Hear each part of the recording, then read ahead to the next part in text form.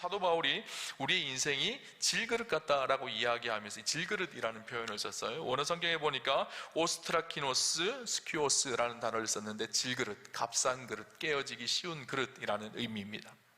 우리 인생이 그렇다라는 거예요. 근데 정말 중요한 것이 있습니다. 사도 바울도 그렇고 고린도, 이 편지를 받고 있는 고린도 교회 성도들도 그렇고 모두가 다 질그릇이라는 거예요. 우리도 마찬가지로 질그릇이라는 거예요. 근데 질그릇이지만, 비록 연약하고 깨어지기 쉬운 그릇이지만, 그럼에도 불구하고 질그릇인 우리의 인생에 보배로우신 주님이 담겨져 있다라는 사실이에요. 그래서 그 인생의 가치는 그릇이 어떠냐가 가치가 아니라 그 안에 무엇이 담겨져 있느냐가 그 인생의 가치가 되어진다라는 거예요. 여러분, 보석을 담고 있는 그릇은요, 보석함입니다. 그러나 오물을 담고 있는 그릇은요, 요강이 되어집니다. 무엇이 담겨져 있느냐에 따라서 그 그릇의 가치가 달라지는 것이죠. 사도 바울은요, 우리 자신에 따라서, 우리가 어떠냐에 따라서 우리의 가치가 매겨지는 것이 아니라 우리의 인생에 무엇이 담기느냐에 따라서 우리의 인생의 가치가 매겨진다라는 것을 이야기하고 있어요. 이 말은요, 하나님 보시는 우리의 인생의 진짜 가치는 우리의 인생에 무엇이 담기느냐, 우리가 얼마나 좋은 그릇이냐가 아니라 얼마나 우리 인생 속에 보배로운 것이 담기느냐에 따라서 그 인생의 가치가 결정되어진다라는 것을 말하고 있죠. 보배가 담기면 그 인생이 보배로운 인생이 되어진다는 거예요. 오늘 성경에 보면 우리가 이 보배를 질그릇에 담았으니 이렇게 표현합니다. 이 보배가 무엇일까요? 부활하신 그리스도를 의미합니다. 부활하신 그리스도가 담긴 인생은 그 인생이 보배로운 인생이 되어진다라는 것을 말합니다. 자, 말씀을 묵상하면서 그런 생각이 들었어요. 능력은 우리가 어떤 그릇이 되느냐가 중요한 것이 아니라 우리 인생에 무엇을 담느냐가 중요한 것이다. 많은 사람들이 금그릇이 되기를 원합니다. 많은 사람들이 은그릇이 되기를 원합니다. 그러나 진짜 중요한 것은 우리의 인생에 무엇이 담기느냐가 중요하다는 거예요. 여러분, 우리는 질그릇입니다. 질그릇은 흙으로 만듭니다. 우리 인생은요, 흙으로 만들어진 인생이에요. 우리가 잘 아는 것처럼 사람의 본질은 흙입니다. 하나님께서 흙으로 사람을 빚으시고 만드셨죠. 좋은 말로 흙이지요. 영어 성경으로 보면 더스트라는 단어를 쓰고 있는데 티끌이라는 거예요. 우리 한 사람 한 사람이 다 티끌같이 연약한 존재라는 것을 말합니다. 참 중요한 것이 무엇인가 하면요, 우리가 티끌이라는 사실을 기억하는 거예요. 우리가 질그릇이라는 사실을 잃지 않고 기억하는 것이 너무너무 중요합니다. 많은 사람들이 질그릇임에도 불구하고 자기가 금그릇인지 은그릇인지 착각하며 살아갑니다. 그러면 어떨까요? 교만하기 시작하는 거예요. 내가 했다는 거예요. 다윗은요, 시편 39편 4절에 이렇게 얘기합니다. 여호와여, 나의 종말과 연한이 언제까지인지 알게 하사 내가 나의 연약함을 알게 하소서. 다윗은 누구였죠? 왕이었습니다. 이스라엘의 모든 권세를 가진 사람이었었어요. 그러면서 다윗이 날마다 기도했던 것이 무엇인가 하면 나의 연한의 끝이 언제인지를 알게 하셔서 내가 연약하다는 것을 기억하게 해주십시오. 내 힘으로 모든 것이 되는 것이 아니라 하나님의 은혜 없이는 설 수 없는 존재, 연약한 존재라는 것을 알게 해주십시오. 자기가 질그릇이라는 사실을 알게 해주십시오. 다윗이 끝까지 승리했던 비결이 여기에 있었던 거예요. 자신이 연약한 존재라는 사실, 자신의 인생이 질그릇이라는 사실을 잃지 않게 해달라고 기도했던 것이죠. 여러분, 우리가 아무리 치장하고 아무리 가꾼다고 하더라도요, 우리의 본질은 바뀌지 않습니다. 우리는 질그릇이에요. 깨어지기 쉬운 그런 그릇입니다. 돈이 있고 권세가 있고 명예가 있다고 하더라도, 학벌이 대단하다고 하더라도 깨달아 알아야 될 중요한 진리는 무엇인가 하면 우리는 흙에서 온 질그릇 같은 연약한 존재라는 사실을 잊지 않아야 합니다. 우리의 약함을 고백해야 되는 거예요. 우리의 약함을 고백할 때 하나님은요, 우리의 삶을 통해서 하나님의 강하심을 드러내시는 분이 하나님이시죠. 우리는 스스로 그렇게 생각합니다. 내가 강해져야 된다, 내가 금그릇이 돼야 된다, 내가 은그릇이 돼야 된다, 그래야지 내 안에 강력한 능력이 나타난다 라고 생각을 하는데, 아니에요. 우리가 약함을 고백할 때, 내가 질그릇이다라는 것을 고백할 때 우리의 삶 속에 진짜 능력이 나타나는 거예요. 교회의 각성이라는 책이 있습니다. 그 책이 찰스 스윈들 목사님이 쓴 책인데, 그 책에 보면 이 목사님이 젊었을 때 일화를 이야기합니다. 자기가 존경했던 목사님이 한 분 계셨어요. 짐이라는 목사님이었는데, 그 목사님을 찾아가서 이야기를 합니다. 그리고 목사님, 어떻게 하면 내 인생이 목사님처럼 그렇게 탁월한 목회자가 될 수 있겠습니까? 어떻게 하면 목사님처럼 그렇게 성도들을 사랑으로 돌볼 수 있는 좋은 목회자가 될 수 있겠습니까? 라고 물었어요. 그래서 그 목사님이 생각 속에 이런 생각이 들었어요. 아마 이 목사님이 좋은 설교가가 되십시오, 최고의 목사가 되십시오, 아니면 강력한 카리스마로 목회하십시오, 이런 대답이 나올 줄 알았어요. 그런데 그 목사님 뭐라고 얘기하는가 하면 이렇게 얘기해 줬습니다. 찰스 스윈들 목사님, 성도들이 당신의 삶 속에서 연약한 부분들을 보게 해주세요. 그러면 그들을 도울 수 있을 것입니다. 오히려 자신의 약함을 드러내라는 것을 이야기해 줍니다. 이해가 되지 않았어요. 그 이야기를 듣고 돌아오는 이 찰스 스윈들 목사님이 이런 얘기를 합니다. 그날 그와 헤어지면서 나는 왠지 예수님께 영생 얻는 법을 물어봤다가 기가 꺾여 돌아온 부자 청년이 된 기분이었다. 부자 청년에게 예수님의 대답이 충격적이었던 것처럼 짐의 대답은 내게 충격을 주었다. 그의 대답은 나의 죄를 깨우쳐 주었다. 나의 가슴에서 S자를 떼고 내가 망토의 끈을 잘라버리게 했다. 무슨 말인가 하면요, 목사는 슈퍼맨이 돼야 된다고 생각을 한 거예요. 최고의 힘과 권위가 있어야 된다고 생각을 그랬는데 그날 자기의 마음속에 새겨진 슈퍼맨의 S자를 떼냈다라는 거예요. 그리고 슈퍼맨이 망토를 매잖아요. 망토를 잘라냈다라는 거예요. 그러면서 뭐라고 얘기하는가 하면 이렇게 얘기합니다. 나는 나의 힘으로 사역을 하려고 했다. 그런데 짐은 나에게 약한 모습으로 섬기라고 도전했다. 그가 나에게 그 말을 해준 지가 50년이 넘었는데 지금까지도 그것은 내가 배운 가장 위대한 교훈 중 하나이다. 여러분, 우리는 강함이 승리한다라고 생각을 합니다. 그런데 하나님 앞에 자신의 약함을 고백할 때 그 속에 하나님의 강함이 드러난다라는 거예요. 우리가 잘 아는 찬양의 한 곡이 있습니다. 나 가진 재물 없으나, 나 남이 가진 지식 없으나. 우리 잘 아는 찬양이죠. 이 찬양을 지은 분이 누굴까요? 송명인 시인이시죠. 이분은 나면서 의사의 실수로 인해서 내성마비에 걸렸습니다. 그래서 자기 인생이요, 태어나면서부터 깨어진 질그릇 같은 인생이었었어요. 장애인으로 말도 하지 못하고 몸도 제대로 추스리지 못합니다. 태어나서 울지도 않고 몸을 움직이지도 못했었습니다. 집이 가난해서 치료를 받을 수도 없었습니다. 그의 나이 10살이 되었을 때 자기를 보면서 너무너무 절망스러운 거예요. 그래서 하나님 앞에 원망을 하고 사람들에게 원망을 하고 부모님을 원망하며 살았습니다. 그런데 16살 때 그가 예수님을 만납니다. 보배로우신 주님을 만나죠. 깨어진 질그릇 같은 자기의 인생 속에서 예수님을 만나고 그때부터 자기의 인생 속에 예수님을 담기 시작합니다. 기도하기 시작하고 말씀을 보기 시작하죠. 장애인이니까 뭘 할 수가 없는 거예요. 매일 집에서 기도하며 말씀 보며 자기 인생 속에 예수님을 담기 시작합니다. 하루에 5시간씩 기도했다고 그렇게 기록하고 있어요. 날마다 기도하며 예수님 앞에 서기 시작하니까 하나님의 말씀이 실제가 되어서 자기의 삶을 울리기 시작하고 자기의 삶이 변화되기 시작합니다. 글 쓸 수 있는 재주가 없었던 인생이 글을 쓰는 재주가 생기기 시작하고 하나님께서 불러주시는 하나님의 음성을 기록하기 시작하는데 그것이 아름다운 노래가 되고 찬양이 되고 변화가 일어난 거예요. 그러면서 그가요, 너무너무 감격스럽게 이런 고백을 합니다. 주님은 일기장 한 장도 채우지 못할 정도로 문학에 소질이 없었던 나에게 문학을 가르치셨고 예술성을 불어넣으셨다. 나에게 시를 불러주시고 성경을 알려주셨다. 그 누구도 나와 말하지 않았고 아무도 나에게 성경을 알려주지 않았지만 주님이 함께 하셨고 주님이 하나하나 알려주셨다. 나는 하나님이 불러주시는 대로 노트에 시를 썼다. 그 비밀스러운 은혜의 말씀을 알고 얼마나 울었는지 나는 주님과 울고 웃으며 그렇게 살아가고 있다. 내성마비로 깨어진 질그릇으로 자기 인생이 아무짝에도 쓸모없는 인생이었는데 그의 인생에 보배로우신 주님을 만나고 보배로운 주님을 자기의 인생에 담기 시작하니까 그를 통해서 하나님의 영광이 드러나기 시작했던 것이죠. 수많은 사람들이 그가 지은 시와 그가 지은 노래를 부르면서 하나님을 바라보게 되고 하나님을 알게 되는 축복을 누리게 되어졌던 것입니다. 질그릇 같은 자기의 인생을 발견하고 그 위에 보배이신 주님이 함께 하실 때 하나님의 능력이 그 안에서 나타나기 시작했던 것이죠. 그렇다면 왜 하나님은 굳이 금그릇, 은그릇이 아니고 질그릇을 사용하셔서 하나님의 영광을 나타내실까요? 왜 질그릇을 들어서 하나님의 능력을 드러내기를 원하실까요?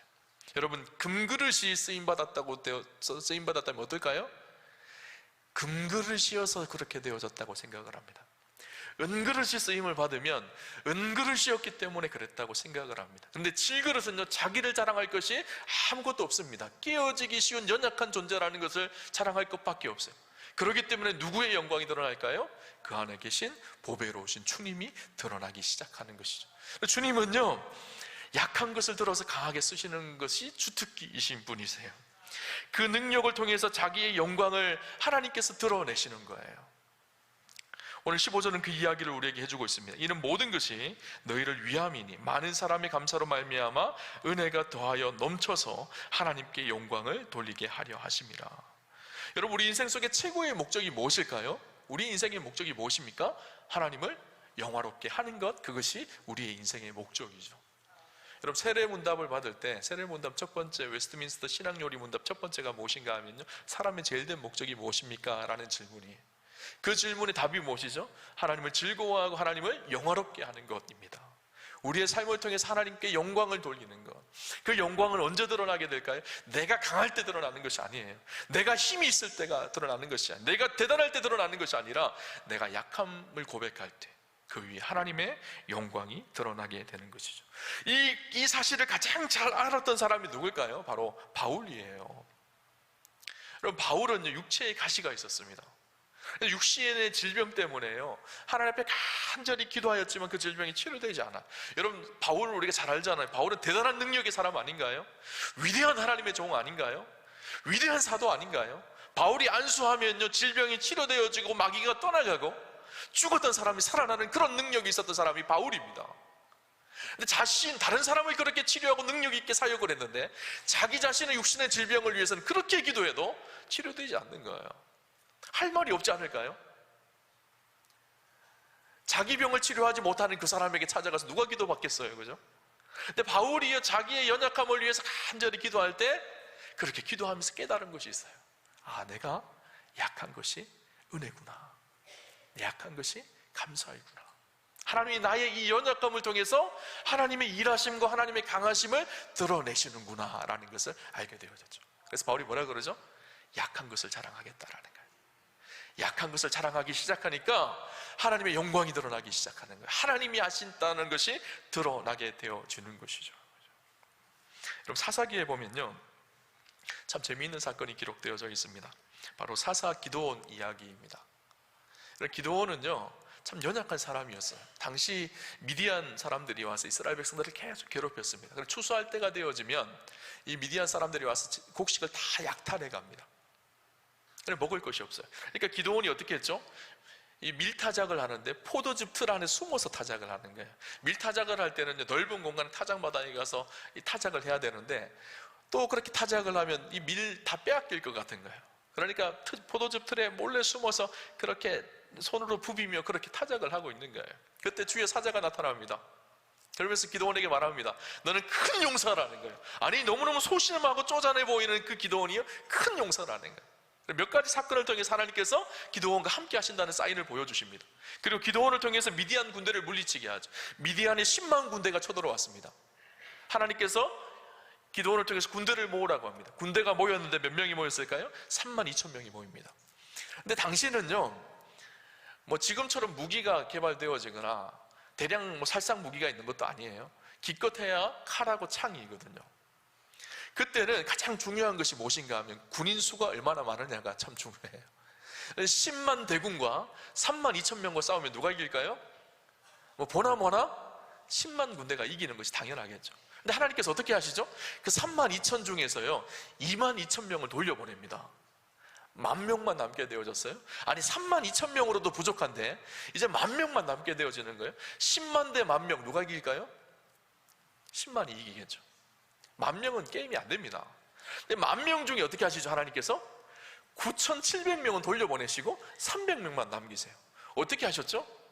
열심히 군사훈련을 하다가 시냇가에 가서 물을 마시라 그랬어요. 근데 9,700명은 얼굴을 시냇가에 받고 입으로 물을 마십니다.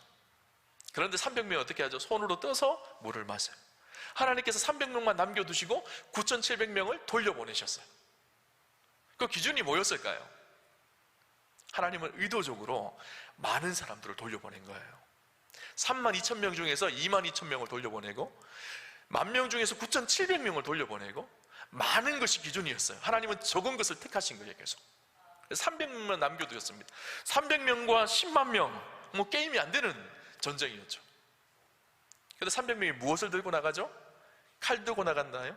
창 들고 나갔나요? 아니요, 횃불과 항아리 들고 나갔어요. 전쟁에서 어떻게 하죠? 하나님께서 300명을 통해서 승리하게 하세요. 무엇을 보여주기를 원하셨을까요? 크고 강한 것이 이기는 것이 아니라 하나님이 함께하는 사람들에게 승리를 주신다는 것을 보여주기를 원하셨던 거예요. 하나님께서 의도적으로 군인을 줄이셨습니다. 왜 그러셨을까요? 하나님이 하나님 되심을 드러내게 하기 위해서였었어요. 작은 것을 통해서 하나님이 일하시고 계신다는 하나님의 영광을 드러내기를 원하셨던 거예요. 우리 인생이 연약한가요? 질그릇 같은가요? 그런데 하나님은요, 질그릇을 좋아하세요. 연약하고 부족하여서 나는 할 수 없다고 하는 그 인생을 하나님 기뻐하십니다. 왜 그럴까요? 그 인생을 통해서 하나님의 영광을 드러내기를 즐겨 하시거든요. 그래서 약한 자들을 들어서 강한 자를 부끄럽게 하시는 분이 하나님이세요. 지혜 없는 자들을 들어서 지혜 있는 자들을 부끄럽게 하시는 분이 하나님이세요. 비천한 자를 들어서 귀한 사람들을 패하게 하시는 분이 하나님이십니다. 그렇다면 오늘 그 질그릇 같은 인생 속에서 구체적으로 하나님께서 드러내시는 능력이 무엇일까요? 오늘 보면 8절 9절을 볼까요? 이렇게 기록합니다. 우리가 사방으로 오개쌈을 당하여도 쌓이지 아니하며 답답한 일을 당하여도 낙심하지 아니하며 박해를 받아도 버림받지 아니하며 거꾸로 뜨림을 당하여도 망하지 아니하고, 핍박이 있고 고난이 있고 그러면 당연히 질그릇은 깨어질 수밖에 없는데, 그럼에도 불구하고 하나님께서 그 안에서 승리를 이루게 하시겠다라는 거예요. 구체적으로 보면요, 첫 번째는 우겨쌈을 당한다라고 기록을 합니다. 우겨쌈을 당한다라는 말은 어떤 말인가 하면요, 포도즙 틀에 포도를 넣고 포도즙 프레스죠, 압축기로 꽉 압축을 하면 포도즙이 떨어지겠잖아요.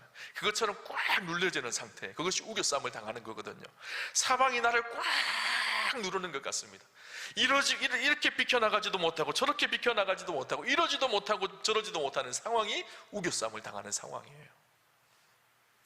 볼까요? 계속 보면 답답한 일, 쩔쩔매고 난처해서 어쩌야 할 줄을 모르는 것, 인간의 힘으로 인간의 생각으로 풀 수 없는 그런 답답한 상황과 환경들, 고난과 핍박이 있고, 네 번째는 거꾸로 뜨림을 당한다. 이 고백은요, 때려 눕힘을 당한다. 핍박하는 사람들이 와서 때려 눕혀놓고 발로 지근지근 밟는 모습이에요.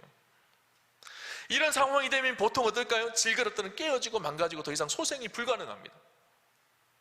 그럼에도 불구하고 내가 질그릇 같은 존재이지만, 도저히 일어날 수 없는 존재이지만 보배이신 그분이 우리와 함께 하시기에 그 상황 속에서도 이겨내고 넉넉히 승리하는 축복이 있다라는 것을 말하고 있는 거예요.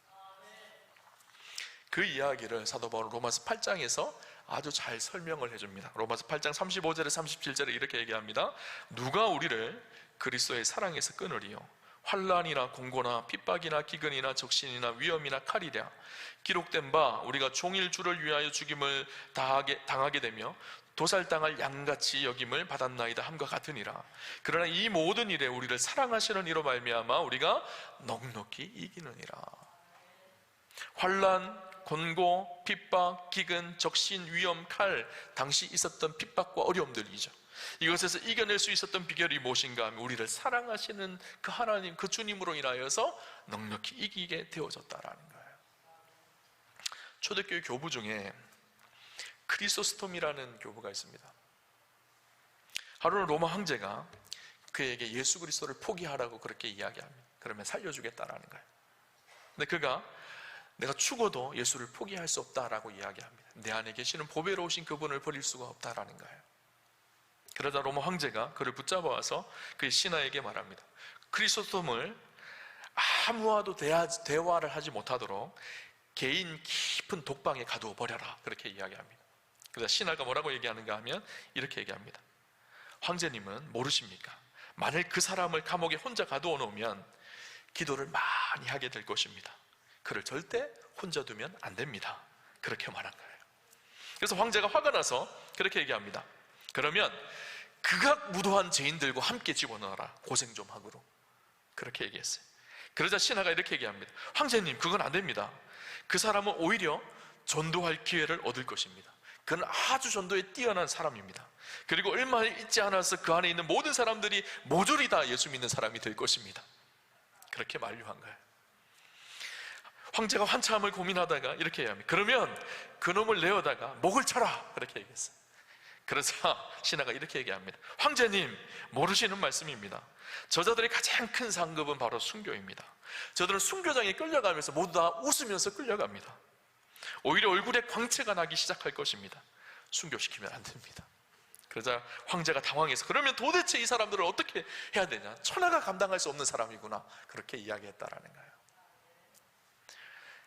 크리스토스톰이 어떻게 그렇게 살 수가 있었을까요? 초대교회 성도들이 어떻게 그렇게 살 수가 있을까요? 질그릇같이 하나같이 연약한 인생이었지만 그 속에 보배로우신 주님이 계셨던 거예요.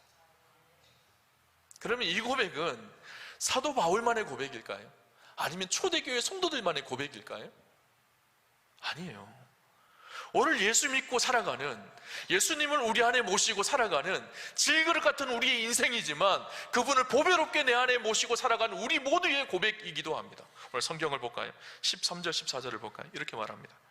기록된 바 내가 믿었으므로 말하였다 한 것 같이 우리가 같은 믿음의 마음을 가졌으니 우리도 믿었으므로 또한 말하노라. 주 예수를 다시 살리시니가 예수와 함께 우리도 다시 살리사 너희와 함께 그 앞에 서게 하실 줄을 아노라. 뭐라고 얘기하고 있죠? 우리가 같은 믿음을 가졌다라는 거예요. 바울뿐만 아니라 고린도 교회 성도들도, 고린도 교회가 당시 문제가 많은 교회였거든요. 그럼에도 불구하고 우리 안에 이런 능력이 나타나는 것은 우리도 바울처럼 같은 믿음을 가졌다라는 거예요.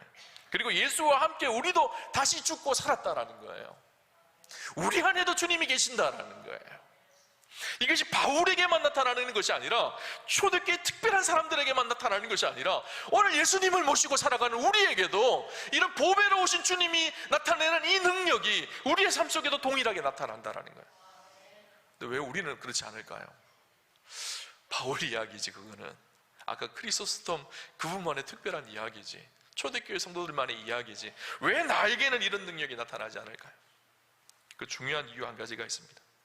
무엇인가 하면 우리가 보배로우신 주님이 내 안에 계신다는 것을 지식으로 아는데 오늘 내 삶 속에 부활하신 주님이 나와 함께 죽고 나와 함께 살았다는 이 삶이 실체가 되지 않기 때문이에요.